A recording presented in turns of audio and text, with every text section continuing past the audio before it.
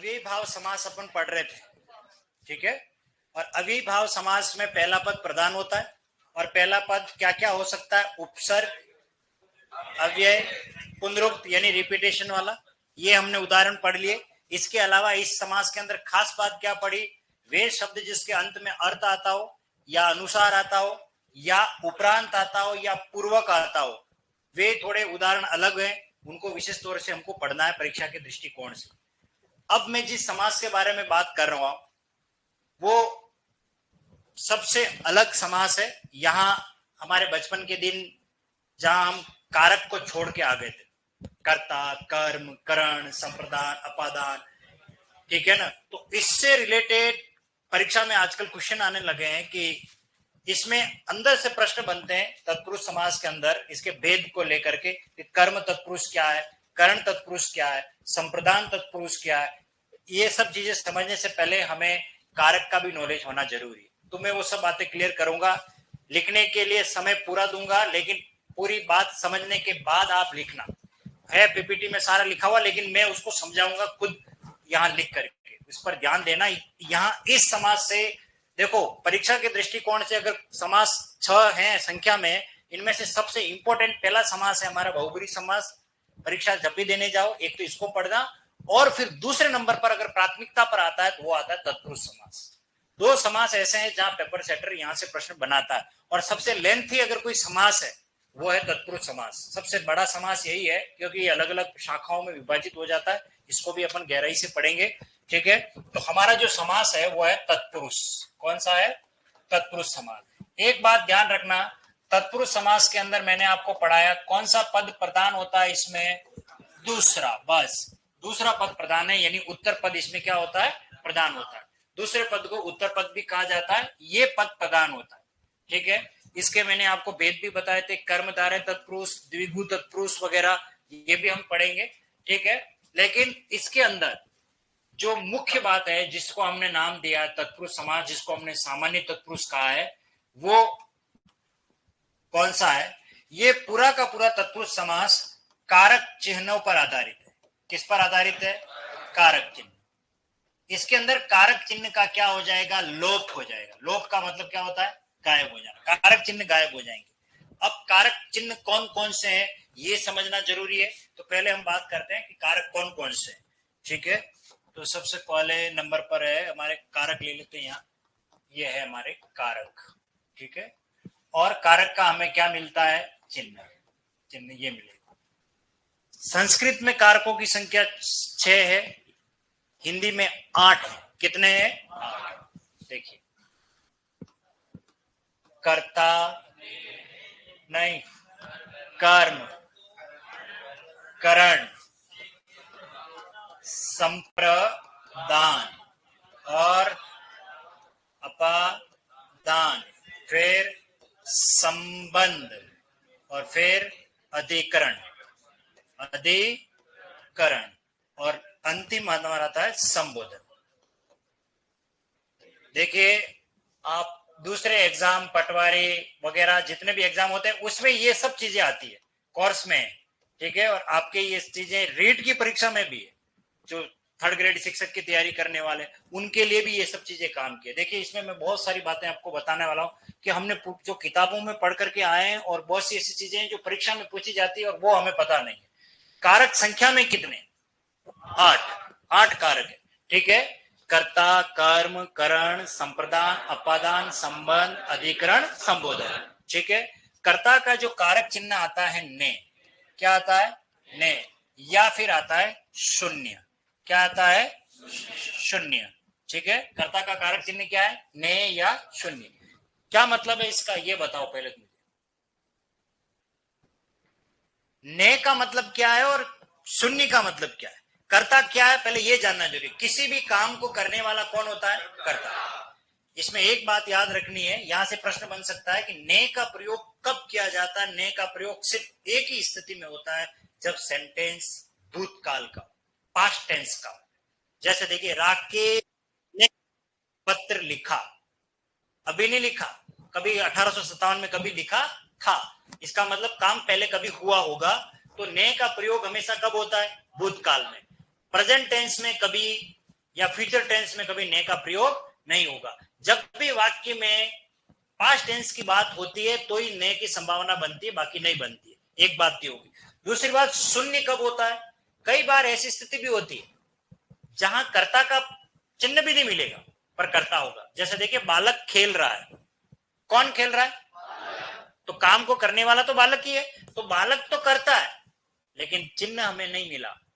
Present tense में काम हो रहा है, ठीक है ना। तो ऐसी स्थिति में वाक्य में कभी कभी हमें कारक चिन्ह नहीं मिलता, लेकिन उस बालक में कर्ता कारक माना जाता है। तो ये दोनों चिन्ह होते हैं इसमें, ठीक है। कर्ता का कारक चिन्ह ने या शून्य। शून्य का मतलब कोई चिन्ह का प्रयोग नहीं होगा। कर्म का कारक चिन्ह क्या होता है? को। कौन सा कारक चिन्ह होता है? को कारक चिन्ह। कर्म का मतलब है कर्ता जिस कार्य को करता है वो उसका कर्म कहलाता है। कर्ता जब भी कोई कर्म करेगा वो उसका क्या कहलाएगा? कर्म। और इसमें कर्म में कौन सी विभक्ति है? द्वितीय विभक्ति संस्कृत के अकॉर्डिंग, और हिंदी में इसमें को कारक चिन्ह का करते हैं। ये चीज यहां पर सबसे ज्यादा आपको उलझाया जाएगा परीक्षा में, इस पर आपको विशेष ध्यान देना। देखिए, करण का कारक चिन्ह है से। क्या कारक चिन्ह है? से का मतलब है साधन से। इस करण का मतलब बता रहा हूं। जब भी कर्ता किसी काम को करता है उसके लिए उसको साधन की आवश्यकता होगी। जैसे देखिए, पेन से पत्र लिखा। किससे लिखा? पेन से। इसका मतलब साधन कौन है? पेन। जब भी कर्ता किसी काम को करे वो उसका कर्म। उस कर्म को करने के लिए जिस साधन की आवश्यकता हो वो क्या हो जाएगा? से का प्रयोग करेंगे। एक बात। दूसरी बात, यहां आपको ध्यान रखना है, कई बार आपको द्वारा भी मिलेगा। क्या मिलेगा? द्वारा। इस द्वारा का मतलब भी क्या है ये भी जान ले। विशेष तौर से ध्यान रखना, से और द्वारा दोनों राइट है। अगर आप कोई भी लिख के आ जाओगे पेपर सेटर गलत नहीं करेगा। लेकिन अगर वास्तव में हिंदी की परीक्षा, रिटर्न एग्जाम की परीक्षा हो रही है और मेरे जैसा अगर पेपर सेटर है और वो अगर इस प्रकार का प्रश्न देवे तो वहां आपको बहुत सजग रहना पड़ेगा। क्यों? क्योंकि द्वारा का वास्तविक प्रयोग होता है शरीर के अंगों में। शरीर के अंगों के द्वारा जब कोई काम किया जा रहा होगा तब हम द्वारा का प्रयोग करेंगे। बाकी किसी वस्तु से करते हैं तो हम क्या करेंगे? से। ये ध्यान रखना, आगे मैं आपको बताऊंगा कब कैसे। जैसे देखिए, मैं एक वाक्य बोल रहा हूं, मैं एक आंखों देखी आपको घटना बताऊंगा। आंखों देखी, आंखों द्वारा देखी। आंखों से नहीं करना, आंखों द्वारा देखी। हस्तलिखित, हस्त द्वारा लिखित। हाथ से छठी सातवीं आठवीं के बालक के लिए मान्य है, राइट है। आंखों से देखी घटना दिखा रहा हूं वो भी सही है, लेकिन शरीर के अंगों में हम किसका प्रयोग करते हैं? द्वारा का प्रयोग करते हैं। बाकी चलो दोनों सही है, कोई दिक्कत नहीं। संप्रदान, संप्रदान का मतलब देना। अब कर्ता काम कर रहा है तो किसी न किसी के लिए वो काम कर रहा है, इसके लिए हम इसका प्रयोग करते हैं के लिए। किसका प्रयोग करते हैं? के लिए का प्रयोग करेंगे। आपको मैं गहराई से बताऊंगा उदाहरण दे करके भी। खाली हम कभी कारक चिन्ह समझ रहे हैं, यही है मेन रोल। अगर ये चीज समझ में आ गई, ये पूरा संप्रदान तत्पुरुष या आपका ये करण तत्पुरुष सब समझ में आ जाएगा। अपादान का मीनिंग होता है जब कोई वस्तु किसी से अलग हो रही है। नंबर एक, अपादान का मतलब है अलग होना। अलग होने के लिए हम किसका प्रयोग करते हैं? से। और ये आ जाएगा अलग, ठीक है। अब यहां एक बात देखिए, ये आपके लिए वापस दूसरा ऐसा हो गया जो इंपॉर्टेंट है। क्यों? तो देखो, इसके अंदर एक और बात आ रही है। यहां पर कौन आ रहा है? से। यहां कौन आ रहा है? से। एक ही कारक चिन्ह का दो जगह प्रयोग हो रहा है। हम कैसे तय करेंगे कि कब करण है और कब अपादान है? यही परीक्षा में पूछा जाता है। देखो, जब कोई साधन वस्तु से काम किया जा रहा है तब तो होगा आपका करण, और जब हम तब तो होता है से। और ये अलगाव हमारे जीवन में चार प्रकार का होता है, उदाहरण में मिलेंगे आपको। विशेष तौर से परीक्षा के दृष्टिकोण से बात करूं तो नंबर एक, वस्तु से अलगाव। जब कोई वस्तु किसी से लगी हुई है और वो अलग हो जाए। बचपन का एक प्रचलित उदाहरण जो बचपन से पढ़ते आए कारक का, और वो किताबों में छपा हुआ, पेड़ से पत्ता गिरा। पेड़ से पत्ता गिरा, वो पत्ता पहले पेड़ पे था, अब अलग हो गया। बात समझ में आ गई? वस्तु से अलग हो गया। दूसरा होता है स्थान से अलगाव। स्थान से अलगाव मतलब कोई एक स्थान है और दूसरे स्थान पे चला जाए। वह उदयपुर से जयपुर गया। तो पहले कहां था वो? उदयपुर। अब उदयपुर से अलग हो चुका है, से का प्रयोग हो रहा है, तो स्थान से अलगाव, वस्तु। तीसरा तीसरा जो होता है समय से अलगाव। समय का मतलब ये कालखंड। वह सुबह से पढ़ा रहा है, अभी शाम हो गई है तो सुबह का समय निकल चुका है, तो से का प्रयोग वहां पे भी हुआ, वहां भी अपादान ही समझना हमें। और अंतिम भय से अलगाव। जब कोई व्यक्ति भयग्रस्त अवस्था में होता है, वो डर जाता है, और डरने पर सदैव वो अलग होता है, डर वाली वस्तु के कभी पास में नहीं जाता। जैसे राधा छिपकली से डरती है, तो क्या छिपकली के पास जाएगी? नहीं जाएगी, वो छिपकली से अलग होगी। इन चार परिस्थितियों में हमने से का प्रयोग किया, ठीक है। वे उदाहरण जिसमें अलग होने का भाव होता हो, अलग होने की स्थिति पैदा होती हो, वहां कौन सा कारक चिन्ह होगा? हमारा से, यानी अपादान कारक माना जाएगा से अलग होने का। संबंध, संबंध का मतलब क्या है? यहाँ का, ये के, ये की, ये संबंध बताया जाएगा, आगे बताऊंगा अभी। जैसे का, राम का लड़का पढ़ रहा है, लड़का किसका है? राम का, तो का, के, की, ऐसे बहुत सारे हम प्रयोग करेंगे। अधिकरण, अधिकरण का मतलब जब कोई काम जहां हो रहा होता है उस स्थिति को बताएंगे, और इसमें विशेष तौर से एक तो मैं का प्रयोग करते हैं और एक पर का, यही ज्यादा काम में लेते हैं, बाकी छोड़ दो, पे पर कुछ नहीं, मैं और पर ये ज्यादा प्रचलित है। हम कमरे में बैठे हैं, कहां बैठे हैं? कमरे में, वस्तु को बता रहा है, इस जगह पर है, वो स्थिति को बताएगा, ठीक है ना। छत पर कौआ बैठा है, कौन बैठा है? कौआ, कहां? छत पर, तो पर का प्रयोग हो गया। ऐसे उदाहरण हम पढ़ेंगे बाद में। संबोधन में हे, अरे, ओ, रे वगैरह बहुत सारे, ठीक है, ये हमारे कारक चिन्ह हो गए, ठीक है। कर्ता का कारक चिन्ह क्या था बताओ? ने। कर्म का को, करण का से, संप्रदान, अपादान, संबंध, अधिकरण, संबोधन। बात समझ में आ गई? अब क्या होता है, इन कारक में से, इन 8 कारक में से नंबर 1 है हमारा कर्ता कारक, और नंबर 8 जो है संबोधन कारक।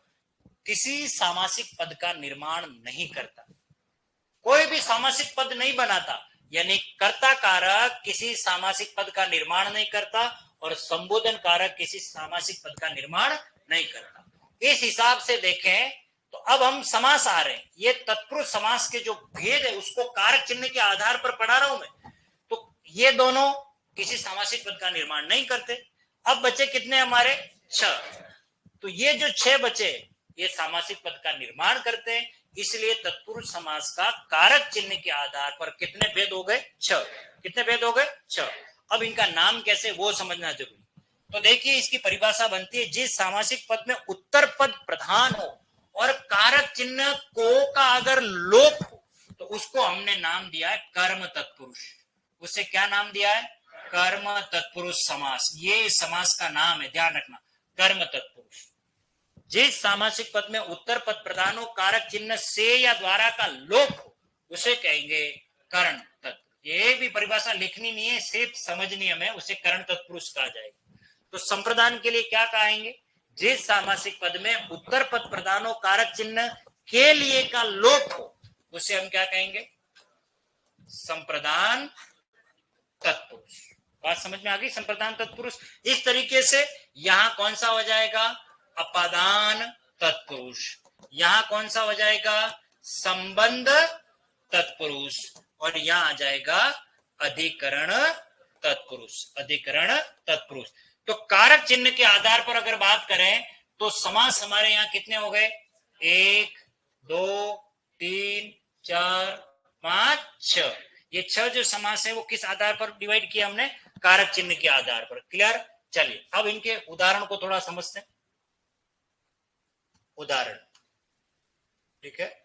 कर्म तत्पुरुष में बताओ कौन सा कारक चिन्ह हो रहा है? को, ठीक है। चलिए इसका उदाहरण लेते हैं।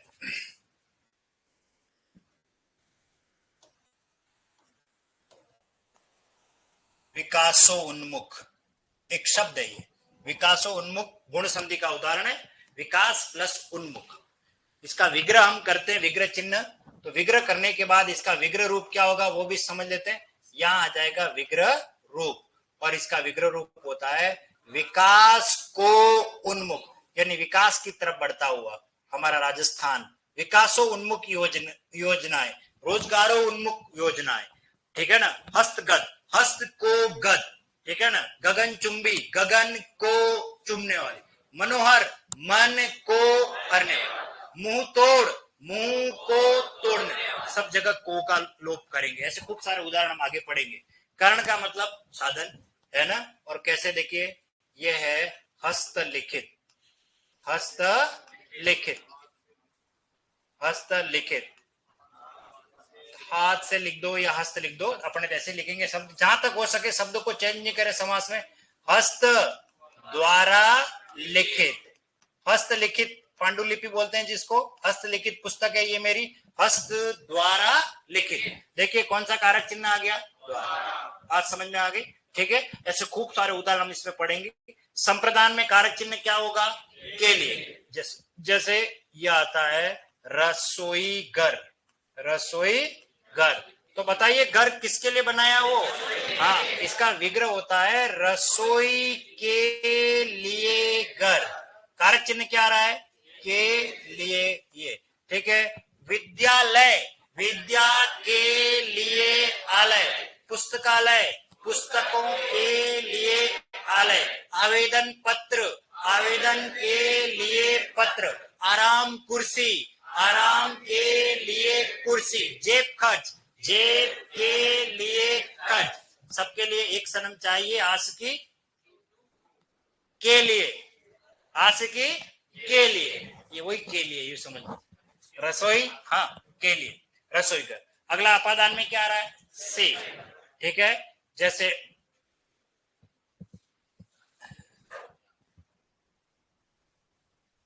देश निकाला, हाँ, देश निकाला। बताइए क्या होगा, देश से निकाला हुआ, या यूं लिख दो, हुआ लिख दो, थोड़ा ज्यादा सही रहेगा, ठीक है। देश से निकाला हुआ। अच्छा एक बात बताओ, पहले क्या वो देश में था, हाँ, अब उसको अलग कर दिया तो अलग हुआ कि नहीं हुआ वो, देश से। अच्छा मुझे बताओ, आपने एक शब्द सुना होगा सेवानिवृत्ति, सेवानिवृत्त। तो क्या होता, हम एक सेवानिवृत्त अध्यापक को कल लेकर के आएंगे, इसका मतलब वो सेवा में है क्या, नहीं। तो विग्रह क्या होगा, सेवा से निवृत्त, जो सेवा से अलग हो चुका। इसी तरीके से देखिए लक्ष्य भ्रष्ट, पहले वो लक्ष्य पर था, अब वो लक्ष्य से हट चुका है। 2-3 बार उसने ट्राई किया पर उसका सिलेक्शन नहीं हुआ, लेकिन हताश हो गया और वो अहमदाबाद चला गया किसी रोजगार को लेकर के। तो बताइए वो लक्ष्य से भटक चुका, तो लक्ष्य से भ्रष्ट अर्थात लक्ष्य से अलग होना। पथ भ्रष्ट, पथ से भ्रष्ट, अलग हो जाना, वहां से का प्रयोग करेंगे हम, ठीक है। संबंध, जैसे का के की का प्रयोग करते हैं, जल धारा, धारा किसकी है, शाबाश, ये आ जाएगा जल की धारा, जल की धारा, धारा किसकी है, जल की। इस तरीके से हम काके की का लोप होगा। जहां सेनापति, किसका पति है, सेना का पति। कन्यादान, कन्या का दान, ध्यान रखना कन्या का दान होता है, कन्या के लिए दान नहीं होता। कन्या के लिए दान तो मामला अलग हो जाता है, वो डाइचो, हाँ, दहेज दिया जाता ना, वो अलग है। कन्या का दान होता है वो पिता कन्या, जानते हो, हाथ में दे करके अब तुम्हारे हवाले वतन साथियों, वो सारा कन्यादान। तो कन्या का दान। रक्तदान, रक्त का दान। सेनापति, सोमवार, सोम का वार। अमृत धारा, गंगा जल, बात समझ में आ गई होगी। इन सबके उदाहरण अपन पढ़ेंगे। इसी प्रकार और उदाहरण लेते हैं, जैसे पशु बलि, पशु का नहीं होता, की बलि, थोड़ा दिमाग लगाओ ना, की भी तो है, का ही जा रहे हो, पशु की, पशु की बलि। भूत बलि, अच्छा एक बात बताओ, भूत की बलि कैसे करोगे, हाँ, अच्छा पशु की तो गर्दन पकड़ के बलि दी जा सकती है, यही तो परीक्षा में आपको ध्यान रखना है। तो परीक्षा में भूत बलि भी आ जाएगा, तो भूत की बलि। अच्छा कोई ऐसा पैदा हुआ माई का लाल जो भूत को पकड़ के लाके बलि दे दे, नहीं है। अरे कब बोतल में डाल देते हैं, अलादीन का चिराग थोड़ी है, जिन थोड़ी नहीं है। पहली बात तो भूत होते भी नहीं होते, ये भी किसको पता किस तरीके होते हैं। चलो मान लेते होते हैं, तो पकड़ के लिया ना उधर कल मेरे पास। इसलिए ध्यान रखना, याद रखना, भूत की बलि नहीं होती है, भूत के लिए बलि होती है। ओम ओम रीम लीम चामुंडा विचे ओम फट स्वाहा, ऐसे किया जाता ना। वो सारे वो तांत्रिक विद्या जो कहते हैं रात की 12 बजे उल्लू की खोपड़ी में नींबू लगा करके वो चिन्ह करके ऐसे, मुझे सब याद है, क्योंकि मेरा घर पहले मरगट के पास ही था। तो रात की 2 बजे 3 बजे मैं देखता शमशान के घाट पे वो कोई कोई अघोरी आते थे और पता नहीं क्या क्या करते थे, गांव में जब रहता था। तो वे सब ध्यान में है मेरे को, ठीक है। तो आप कभी ऐसे पंगा मत ले लेना। सब आते हैं मंत्र तंत्र विद्या, ये बृहस्पति सूत्र बांधा हुआ, मेरे को टेंशन वाली बात नहीं है, ठीक है। चलो बात समझ में आ गई। जलधारा का मतलब होता है जल की धारा। अगला कौन है, में या पर। जैसे देखिए जल मग्न, क्या लिखा है ये, जल मग्न, जल में मग्न, इसका मीनिंग है जल में डूबा हुआ, जल में मग्न, जल में मग्न। ये में हम कारक चिन्ह का प्रयोग करेंगे, जल मग्न। बहुत सारे उदाहरण आगे पढ़ेंगे। क्या ये किसी सामासिक पद का निर्माण करता है, तो क्या इसका उदाहरण मिलेगा, जब उदाहरण नहीं तो विग्रह होगा क्या, नहीं, इसका भी नहीं है, इस तरीके से भी नहीं है। बात समझ में आ गई। तो तत्पुरुष समास कारक चिन्ह के आधार पर कितने भागों में डिवाइड है, कितने, चलिए अब थोड़ा गहराई से समझते हैं इसको। यहां देखो तत्पुरुष, सबसे पहली बात, जिस भी समास को पढ़े वहां हमारे लिए एक बॉक्स बनना जरूरी है। कौन सा पद प्रधान है, जिस सामासिक पद में उत्तर, उत्तर का मतलब प्रश्न का उत्तर नहीं है ये, बाद, ठीक है, उत्तर पद प्रधान हो वहां तत्पुरुष समास होता है। अध्ययन के दृष्टिकोण से तत्पुरुष समास, ये क्या लिखा हुआ है समास, ये टाइपिंग एरर है, इसको सही करना। तत्पुरुष समास के निम्नलिखित भेद है। नंबर 1 सामान्य तत्पुरुष, कर्मधारय तत्पुरुष और द्विगु तत्पुरुष, लुप्त पद तत्पुरुष, जो हम पहले पढ़ चुके हैं, ठीक है। सामान्य तत्पुरुष जिसके बारे में हम बात करें, सामान्य तत्पुरुष का मतलब ये इन तीन से अलग है, इसलिए इसको हमने सामान्य कहा। जे सामासिक पद में उत्तर पद प्रदान हो तथा कारक चिन्ह, ये आ गया, कारक चिन्ह का लोप हो वहां सामान्य तत्पुरुष समास होता है। कारक चिन्ह के आधार पर सामान्य तत्पुरुष कितने भेद है, 6 भेद है, ठीक है।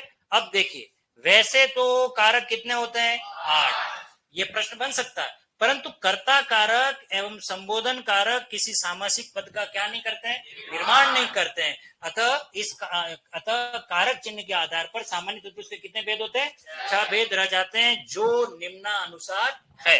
वो ये सबसे पहले कारक, फिर उसके बाद चिन्ह, उसके बाद समास। क्या ये किसी सामासिक पद का निर्माण करता है, क्या ये करेगा, नहीं, उदाहरण मिलेगा नहीं, और विग्रह भी नहीं है, ठीक है। चलिए अब वापस देख लेते हैं।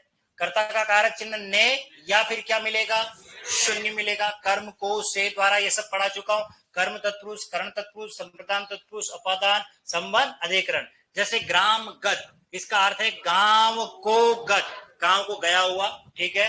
हस्तलिखित, हस्त देखो शरीर के अंगों में किसका प्रयोग करेंगे, द्वारा। रसोई घर, रसोई के लिए घर। सेवा निवृत्त, सेवा से आएगा, यहाँ क्या आएगा, से आएगा, अलग होने के लिए सेवा से निवृत्त। जलधारा, जल की धारा। जलमग्न, जल में मग्न।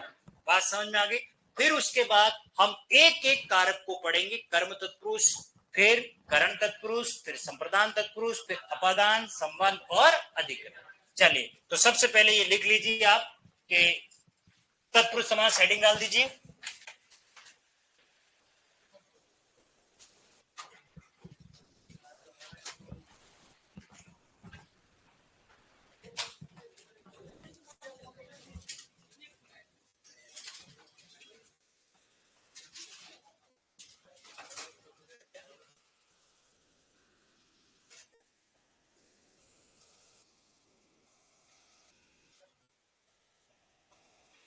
प्रदीप जी सवाल कर रहे हो कारक सिलेबस में है क्या? अरे भैया कारक सिलेबस में नहीं है, कारक सिलेबस में नहीं है, ये तत्पुरुष सिलेबस में है, और ये कारक चिन्ह पर है, तो मुझे कारक तो पढ़ाने ही पड़ेंगे ना। इसलिए मैंने ज्यादा पढ़ा लिया हो तो कोई बात नहीं, थोड़ा सा बाहर निकाल देना उसे।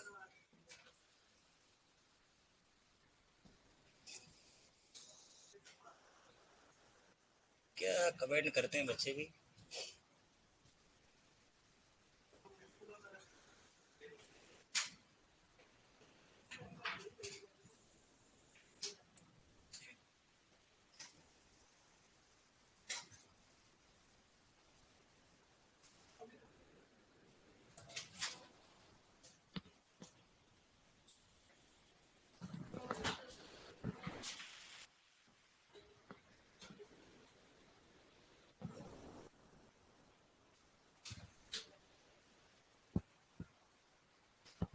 भूत के लिए बेस्ट उदाहरण है बाणगढ़ किला। वहां अभी बोर्ड लगा हुआ, केंद्र सरकार का रात को बाणगढ़ किले में प्रवेश वर्जित। चलो अच्छी बात है, भूत जिंदा है। अभिषेक जी, बाणगढ़ किला अलवर। भूत पिशाच निकट नहीं आवे, महावीर जब नाम सुनावे।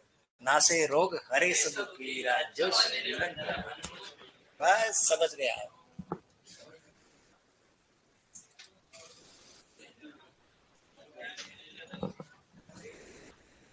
आप में से हनुमान चालीसा कौन कौन करता है? ओह यस, वेरी गुड, बहुत बढ़िया। और आप बाकी लड़कियां, महिषासुर मर्दनी, हाँ, अयगिरी नंदिनी, हाँ।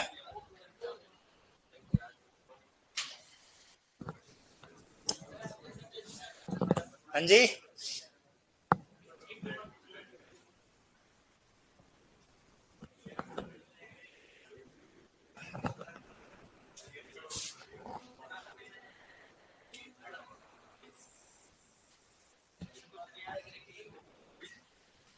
लिखिए इसको आराम से।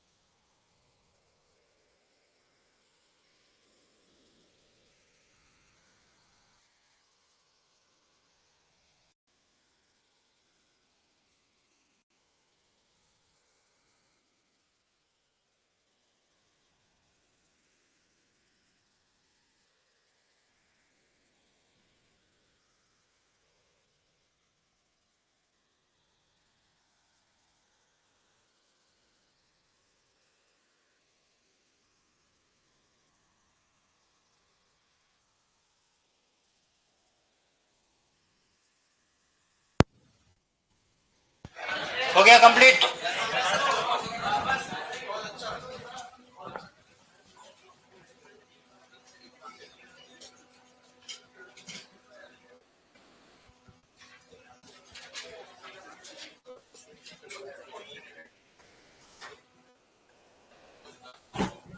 लिख लिया सभी ने?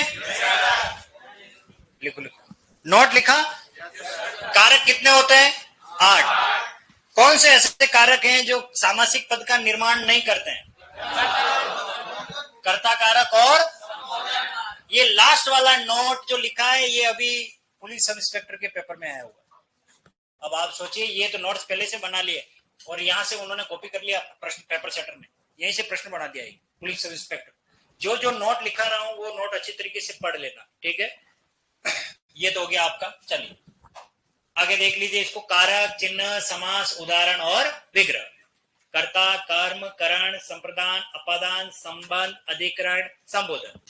वैसे संबोधन के कारक चिन्ह में याद रखना आपको इस तरीके का लिखना उसमें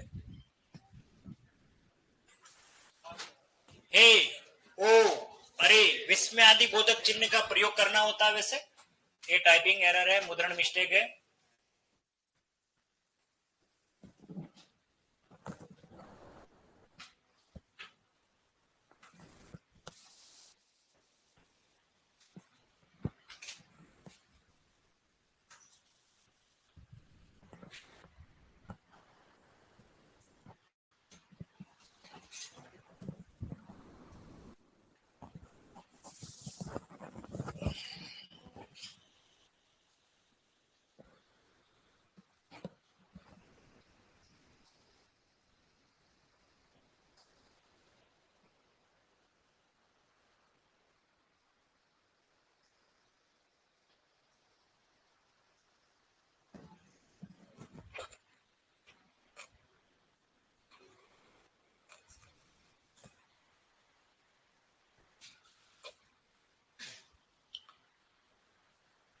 कौन से ऐसे कारक है जिसमें से का प्रयोग दो जगह मिलेगा? करण और अपादान। अपादान में से का मतलब क्या है? अलग होना। और करण में से का मतलब साधन। जब भी कोई कार्य होगा वहां से का प्रयोग। अच्छा, मैं ये कह रहा हूं कि वह बस से उदयपुर गया, बताइए इसमें से में कौन सा कारक है? बस से उदयपुर गया,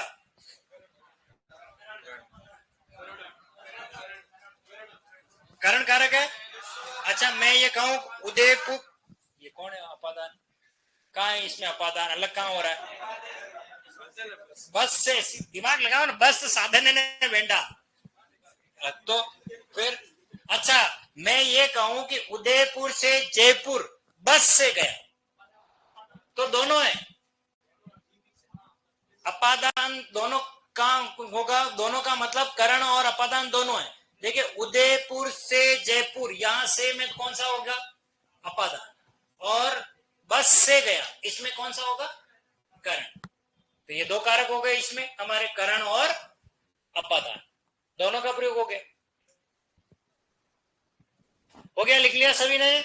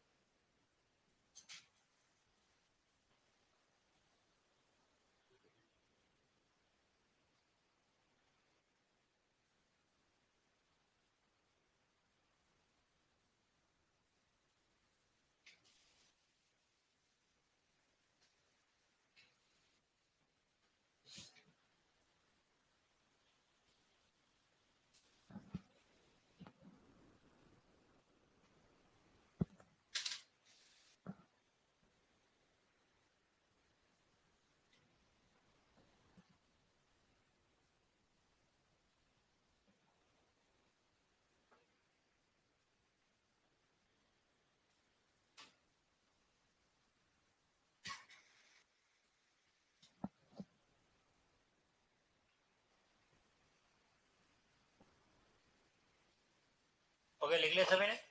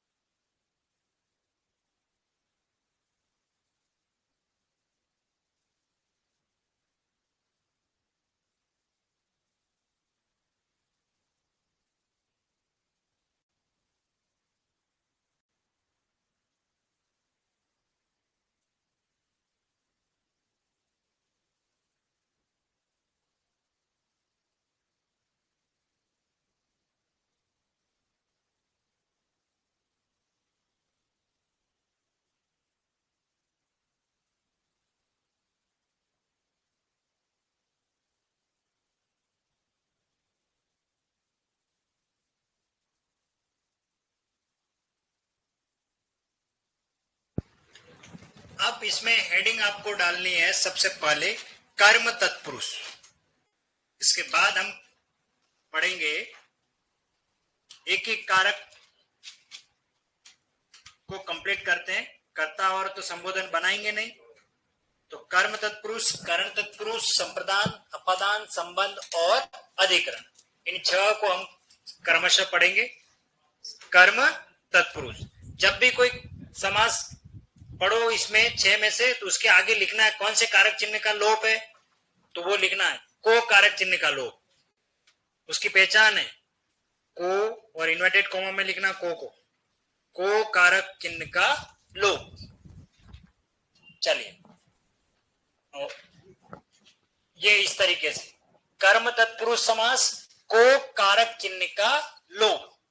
विकासोन्मुख, आपत्तिजनक, आदर्शो उन्मुख, विरोधजनक, खड़गधर, गगनचुंबी, चक्रधर, दिल तोड़, मुंह तोड़, मनोहर, यश प्राप्त और तर्क संगत।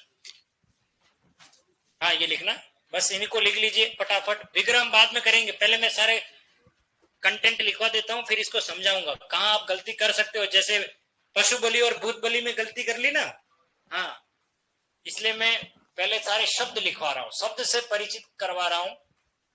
विकासोन्मुख, आपत्तिजनक, आदर्शोन्मुख, विरोधजनक, खड़गधर, गगनचुंबी, चक्रधर, दिलतोड़, मुंहतोड़, मनोहर, यश प्राप्त, तर्क संगत।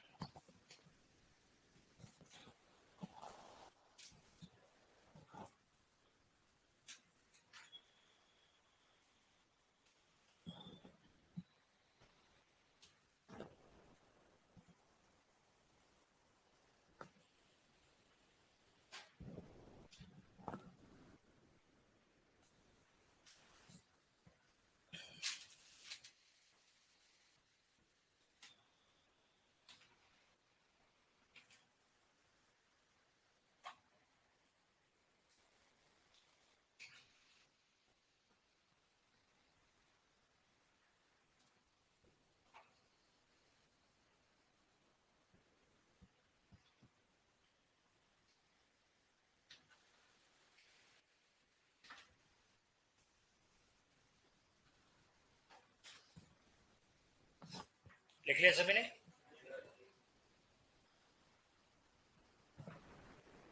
कर्म तत्पुरुष से कौन से कारक चिन्ह का लोप होगा इसमें? को। ये तो लिख दो, ऐसे लिख दो यार, बात में समझा देंगे। हाँ, बी का मतलब भी समझाएंगे, हाँ, पहले एक बार लिख तो लो, ठीक है। चले आगे।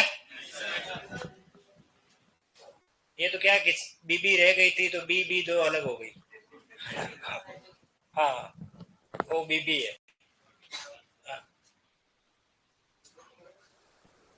नेक्स्ट बाकी है, लिखो। लिख लिया होगा, वैसे इतने तो उदाहरण नहीं है। तर्क संगत, तर्क नहीं, तर्क संगत। नेक्स्ट है करण तत्पुरुष, से या द्वारा का लोप, से या द्वारा का लोप। अकाल पीड़ित राजस्थान वासी, अकाल से पीड़ित, किससे पीड़ित है? आंखों देखी।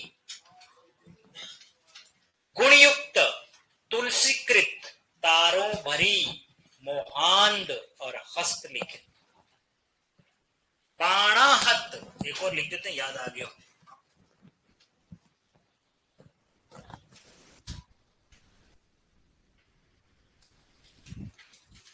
बाणाहत, बाण प्लस आहत, बाण से आहत, बाणाहत बगुला, बाणाहत योद्धा, बाण से आहत हो चुका है, बाण उसको लग गया है। बाणाहत, अकाल पीड़ित, आंखों देखी, गुणयुक्त, तुलसीकृत, तारों भरी, मोहांध, हस्तलिखित, बाणाहत।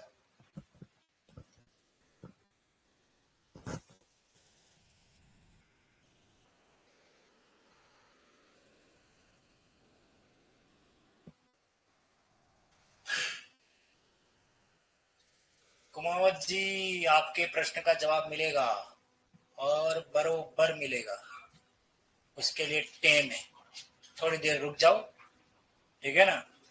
सब क्लियर करेंगे। पहले लिख लीजिए, हो गया। बाणाहत, बाण धन आहत से बनता है बाणाहत, बाणाहत। बाण अण लिखना, अण अण, अरे ये बना है बाण और आहत से, इससे बनेगा। हो गया क्लियर? चलिए, ये तो हो गया तीसरा। चौथा, संप्रदान तत्पुरुष, के लिए का लोप। संप्रदान तत्पुरुष, आवेदन पत्र, हमेशा ध्यान रखना पत्र में डैश होता है, चाहे वो अभिनंदन पत्र हो, चाहे वो आवेदन पत्र हो, ठीक है? पत्र। आराम कुर्सी, कृषि भवन, रेल भवन, छात्रावास, गौशाला, घर खर्च, गुड़शाला, गौशाला या गौशाला दोनों सही है, और गुड़शाला, चिकित्सालय, जेब खर्च, सत्याग्रह, हथकड़ी, हवन सामग्री।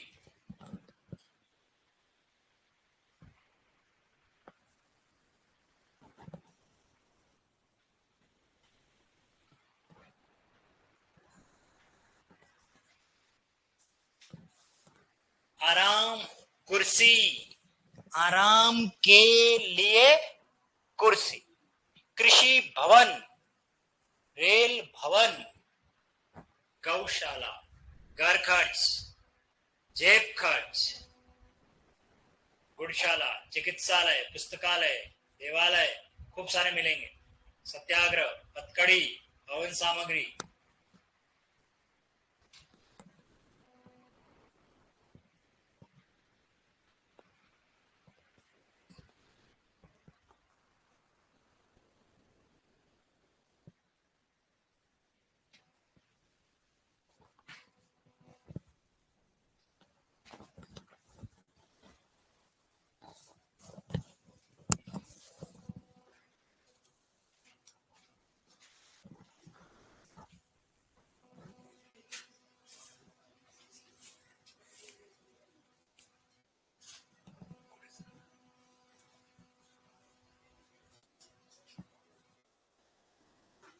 नेक्स्ट बोलो कौन सा है?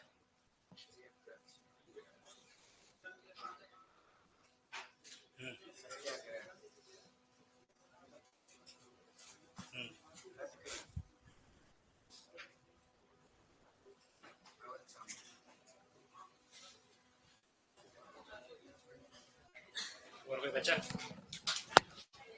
हो गए कंप्लीट?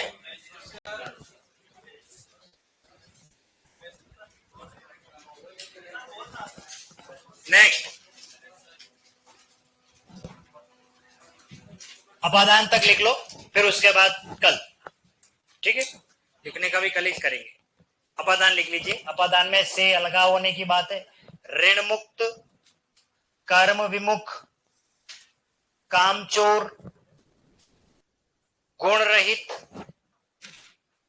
जन्मांध,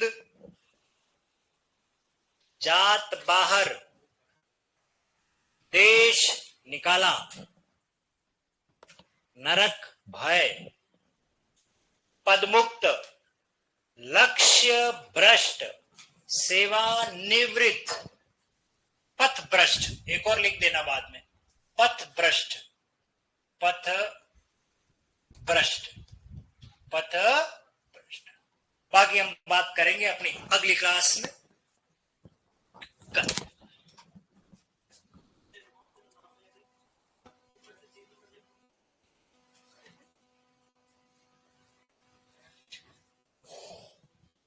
ओके, बाकी हम बात करेंगे पितृकल, इनके आगे और इन सब के विग्रह पर और इनसे संबंधित प्रश्न पे बात कर लेंगे, ठीक है? ओके, सबको शुभ रात्रि, गुड नाइट। स्वस्थ रहे, व्यस्त रहे और मस्त रहे और कल तक के लिए जीवित रहे।